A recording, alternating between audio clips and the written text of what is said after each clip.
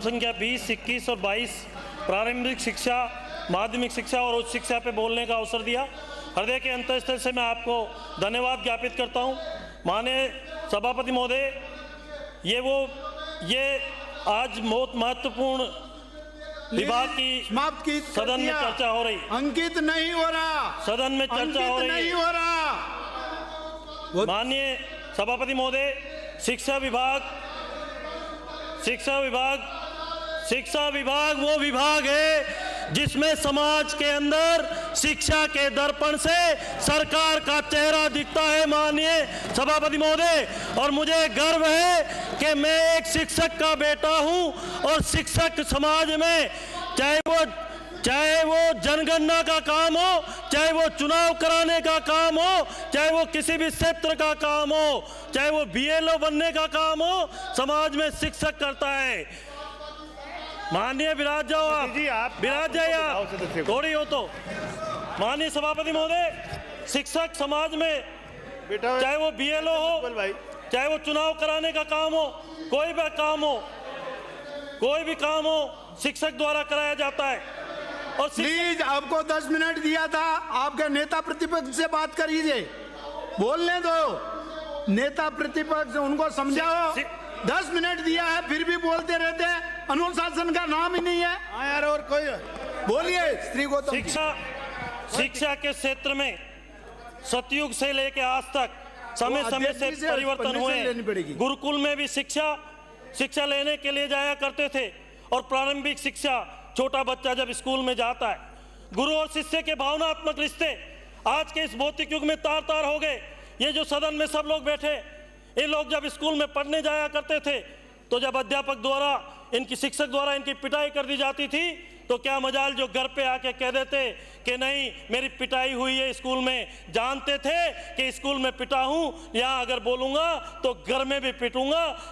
जो शिक्षक ने जिस तरह से तैयार किया है, शिक्षक वो समाज में वो भूमिका है माननीय सभापति महोदय कि एक मूर्तिकार, एक शिल्पकार एक मूर्ति को, संगमरमर की मूर्ति को, पत्थर की मूर्ति को तराशने का काम करता है। उसके हाथ बनाता है, उसकी आंख बनाता है, उसकी नाक बनाता है, और जब प्राण प्रतिष्ठा होके और वो मूर्ति मंदिर में स्थापित हो जाती है, वो शिल्पकारी जाके और उस मूर्ति के सामने, उस प्रतिबिंब के सामने हाथ जोड़ के कहता है कि हे प्रभु, हे ईश्वर, मेरी ये मनोकामना पूरी होनी चाहिए।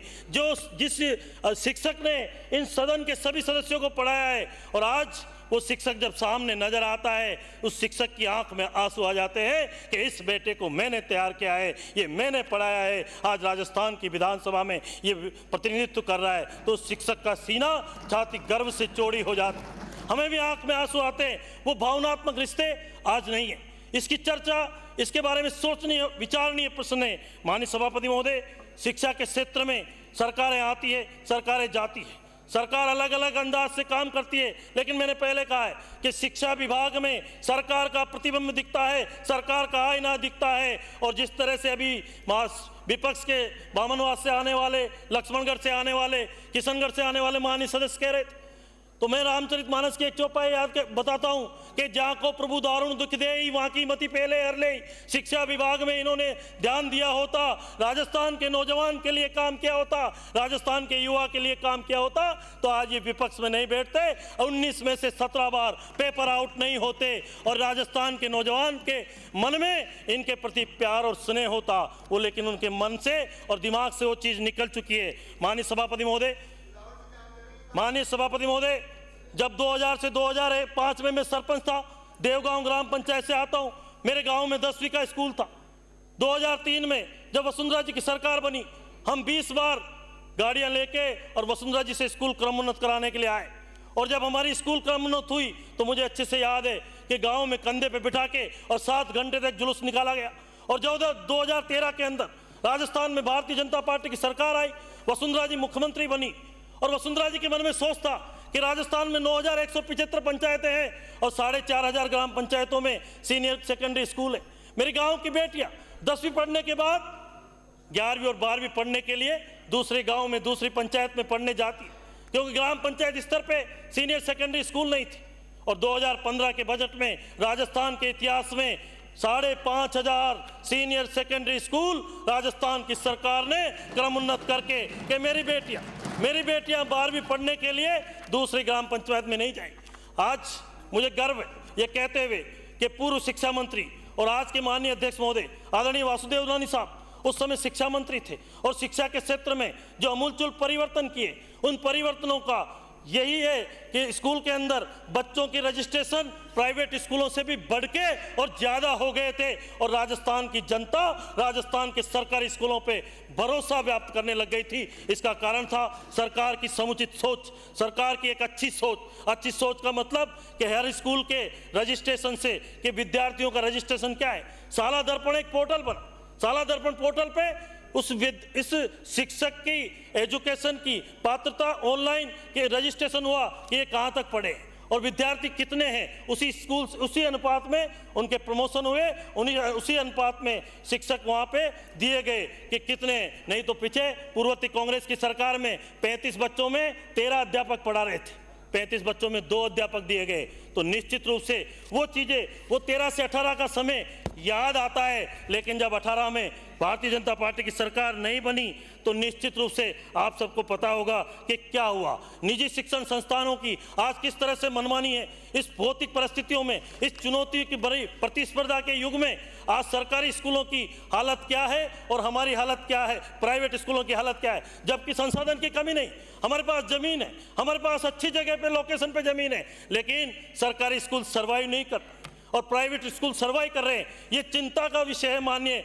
अध्यक्ष महोदय, ये सोचने का विषय है। इस पे हम सबको चिंतन करना चाहिए, ये नहीं कि हमने ऐसा किया, आपने ऐसा किया। माननीय अभी बहुत सारे माननीय सदस्य विपक्ष के मेरे साथी कह रहे थे ऐसा हुआ वैसा हुआ। माननीय सभापति महोदय, मैं पूर्ववर्ती सरकार का 2019 का बजट 10 जुलाई 2019 को पेश हुआ।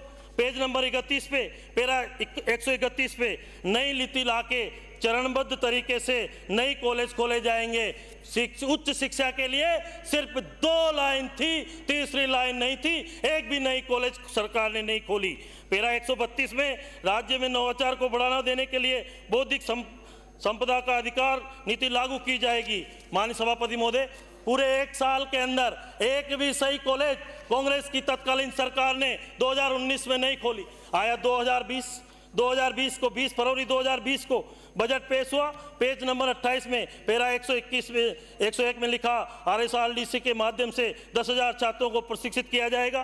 पैरा 102 में प्रदेश के महाविद्यालय के विद्यार्थियों को ऑफलाइन ऑनलाइन वीडियो लेक्चर सुविधा के लिए राजीव गांधी ई-कॉन्टैक्ट बैंक की स्थापना की जाएगी। अरे आपके सम्मानीय नेता का भी आप ध्यान नहीं कर पाए, उनके नाम से योजना लागू करी और उसको धरातल पे लागू नहीं कर पाए। ये कौन सी सोच है, ये कौन सा विचार है। और आप कहते हो कि हम हमारे नेता के लिए, हम हमारे व्यक्तित्व के लिए, हमारे आदर्श के लिए जीते हैं। और पैरा 103 में पिछले बजट में खोली नई कॉलेज खोलने की नीति निर्धारण करने की घोषणा करते हैं और एक भी नया कॉलेज 2020 के बजट में नहीं खोला। 21-22 के बजट में माननीय सभापति महोदय, तीसरा बजट 24 फरवरी 2021 को 21-22 का बजट पैरा नंबर 19 में, पेज नंबर 19 में पैरा 45 में जोधपुर और जयपुर में 2 मुख्य बधिर नवीन महाविद्यालय खोले और पैरा 48 में कहा कि 10 नए महाविद्यालय और 13 नए कन्या महाविद्यालय।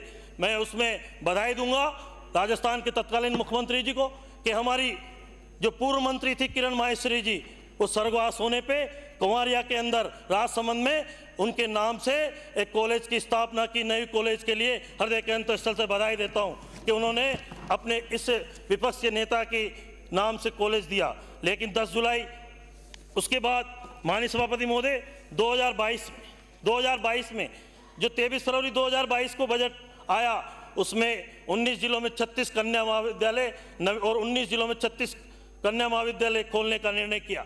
और उसके बाद जब 2023 का बजट आया माननीय सभापति महोदय, 2023 में पता था तत्कालीन मुख्यमंत्री जी को कि हमें चुनाव में जाना है, जनता के बीच जाना है, किस मुंह से जाएंगे। और पूर्व मुख्यमंत्री जी ने 2023 के बजट में 108 राजकीय महाविद्यालय नए खोलने का निर्णय लिया। कितना बड़ा काम किया है कि आपको 4 साल दिखा नहीं कि राजस्थान के नौजवान का क्या होगा, राजस्थान के आने वाले भविष्य का क्या होगा।